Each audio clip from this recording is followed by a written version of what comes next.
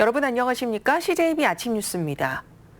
학교 비정규직 연대회의가 총파업에 들어간 가운데 일선 학교에선 예고된 급식 차질이 빚어졌습니다. 빵과 도시락이 급식을 대신했고 실무사가 빠진 특수학교도 장애 학생 지도에 애를 먹었습니다. 조용관 기자입니다. 점심 식사 시간인데도 급식실이 텅 비었습니다. 대신 학생들은 교실에서 빵과 우유로 끼니를 해결했습니다. 도시락을 싸온 학생도 있었고 일부 학부모들은 도시락을 전해주러 학교에 왔습니다. 도내 496개 유치원과 학교 가운데 22.8%인 113곳에서 대체 급식과 단축 수업 등 급식 차질이 빚어졌습니다. 제가 계란 알러지가 있거든요. 그래가지고 계란을 계속 먹다 보면 피부에도 뭐가 날 것 같아요. 그리고 엄마도 많이 힘드실 것 같고. 일부 특수학교는 남은 파업 기간이 더 걱정입니다.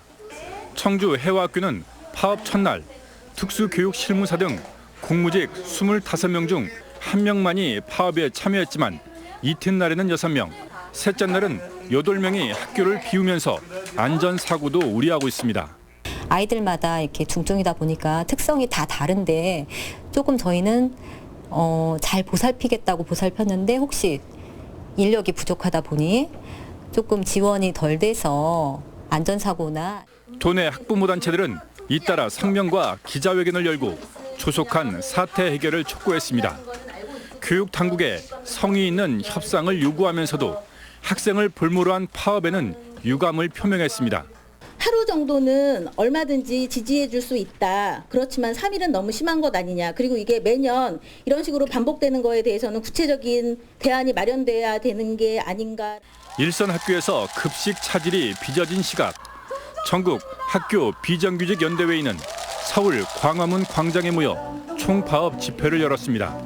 CJB 뉴스 조윤광입니다. 답답하고 속상하지 않은 사람이 있을까 싶습니다만 과수 화상병에 대처하는 우리의 농정은 정말 이래도 되나 싶습니다.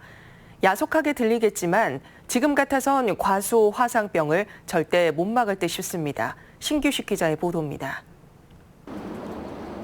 충주시 산청면의 사과 과수원입니다. 정확하게는 지난달까지 과수원이었습니다. 과수 화상병 확진 판정 이후 수령 15년의 사과나무 320여 그루를 뽑아서 땅에 묻었습니다. 앞으로 3년 동안은 어떤 작목도 심을 수 없습니다. 필지를 기준으로 한 매몰 방제 규정이 그렇습니다. 이게 무슨 얘기인가 하면 이 복숭아 나무가 화상병에 걸렸을 경우 해당 과수원에 있는 모든 과일나무는 뿌리째 뽑아서 매몰 처리해야 합니다. 100m가 떨어져 있어도 말입니다. 하지만 불과 서너 걸음 떨어진 이 나무가 필지만 다르다면 그냥 둬도 된다는 얘기입니다. 주무부처인 농촌진흥청은 방제 대책을 변경하면 더 큰 혼란을 부른다는 게 요지부동의 근거입니다. 하지만 지금의 깜깜이 대책보다 더 큰 혼란이 또 있을까 싶습니다. 그나마 다행인 대목은 아직은 피해 규모가 수급에 영향을 줄 만큼 심각한 수준은 아니라는 점 단 하나입니다. 지금 전체 저희들 생산 면적에 비해서 지금 발병된 부분이 한 20% 정도 돼요. 네. 근데 여기서 더 확산이 안 되도록 노력을 해야 될 부분이고. 이런 가운데 농촌진흥청이 지난 2월 28일 발표한 과수화상병 관리 종합대책은 결과적으로 뭐 하나 제대로 된 게 없는 대책이 돼버렸습니다. CJB 뉴스 신규식입니다.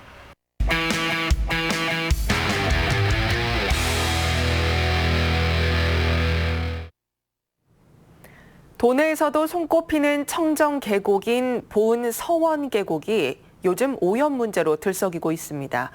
병무청 사회복무연수센터가 들어선 뒤 나타난 현상이라고 주민들이 입을 모으는데요. 해당 국가기관은 묵묵부답입니다. 최현석 기자가 집중 취재했습니다. 속리산 천왕봉에서 발원한 물이 흐르는 금강의 최상류 보은 서원 계곡. 도내에서도 대표적인 청정 계곡에 이상 징후가 관측되고 있습니다. 계곡물이 탁해지고 기포가 일며 악취가 진동하고 있다는 주장입니다. 주민들은 오염의 진원지로 병무청 사회복무연수센터를 꼽습니다. 병무청 사회복무센터가 들어오고부터 이렇게 하천을 오염시키고부터는 이쪽 지역도 똑같은 그런 생태계가 살았는데 지금은 그런 생태계는 온데간데 없고. 주민들은 사회복무연수센터가 최근 하수 방류구를 숲을 속으로 옮긴 점에 주목합니다. 문제가 없다면 굳이 기존 방류구를 폐쇄하고 눈으로 확인하기 어려운 곳에 이전할 필요가 없다는 주장입니다. 저게 우기철이나 이럴 때 특히 장마철에 야밤중에 인과질소를 과다 배출하려고 하는 그런 의도가 있지 않았나. 서원계곡 하류 쪽으로 가면 수질이 눈에 띄게 악화되고 있음을 확인할 수 있습니다. 제가 시집 온 지가 30년 넘었거든요. 그때 그 당시만 해도 저희 여기 와서 놀았어요. 같이 애들하고 라면 끓여 먹고. 근데 지금 라면 끓여 먹을 수 있는 상황도 아니고 발도 못 한 거예요, 여기에서. 과연 서원계곡에는 어떤 변화가 있는지 수중 카메라로 물속을 담아봤습니다. 사회복무연수센터 위쪽, 즉 속리산 국립공원과 맞닿아 있는 상류는 한눈에 봐도 물이 맑습니다. 돌덩이를 들추자 쌀 미꾸라지라고 불리는 기름종개, 다른 돌덩이 밑에선 일명 긴다리 새우, 긴 집게발이 인상적인 징거민 새우도 나타납니다. 사회복무연수센터 아래쪽 서원계곡 하류는 사정이 다릅니다. 누런 부유물이 걸음을 옮길 때마다 푹푹 올라오고 악취까지 진동합니다. 보은구는 매주 많게는 최대 1000명 정도가 입소해 교육을 받는 시설인 만큼 순간 배출이 많은 게 문제라는 판단입니다. 교육시설이다 보니까 50분 교육을 하고 10분 쉬고 또 뭐 점심시간 1시간이 있고 또 50분 교육을 쉬다 보니까 이 오염원이 순간 배출이 많은 겁니다. 실제 2016년 4월 사회복무연수센터 개원 이후 하수 방류에 문제가 있음을 확인했습니다. 질소와 인을 과다 배출해 무려 4차례나 과태료를 부과했습니다. 하지만 정작 사회복무연수센터는 묵묵부답입니다. 저희가 방문 취재는 조금 이렇게 저희 이 시설 성격상 좀 곤란할 것 같습니다. 대신에 그 질문지를 주시면 저희가 거기다 답변을 하면서 오수 방류를 막아달라며 청와대 홈페이지에 국민청원까지 낸 보은군 장안면 주민들. 계곡 오염과 더불어 국가기관의 시대착오적인 불통행정에 2번 울고 있습니다. CJB 뉴스 최연석입니다. 지난달 저희 CJB가 최초로 보도했던 자동차 영업사원의 10억 원대 사기 행각이 드디어 막을 내렸습니다.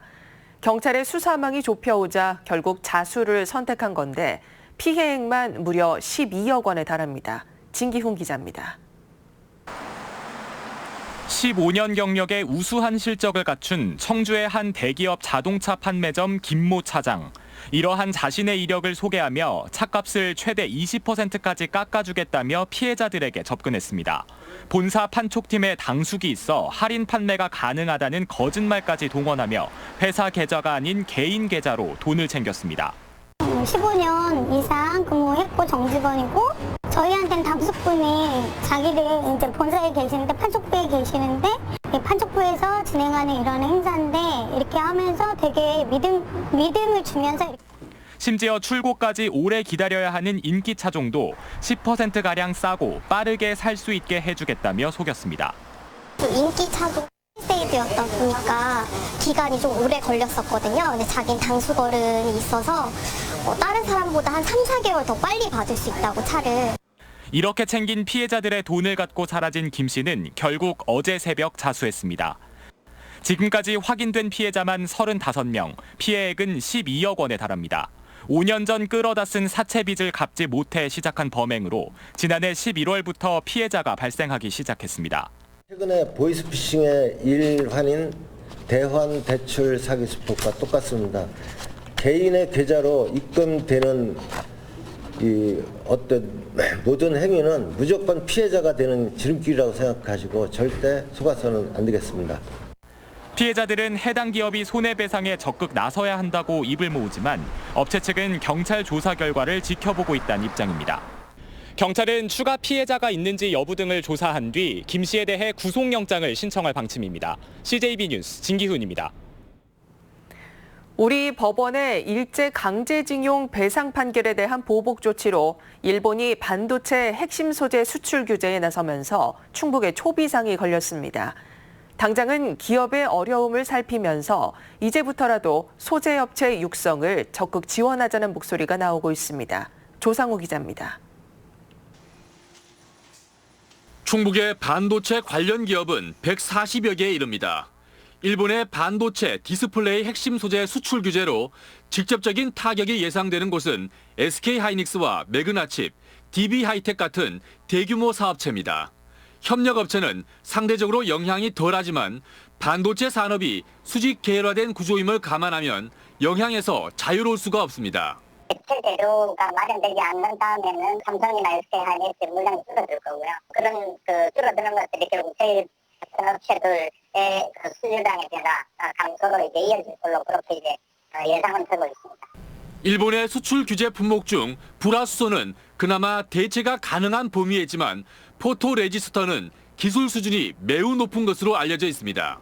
이번 일을 계기로 도내 제조업, 특히 소재업체 육성을 적극적으로 해야 할 것이고 또한 신소재 개발을 위한 R&D 사업을 적극적으로 지원해야 할 것입니다.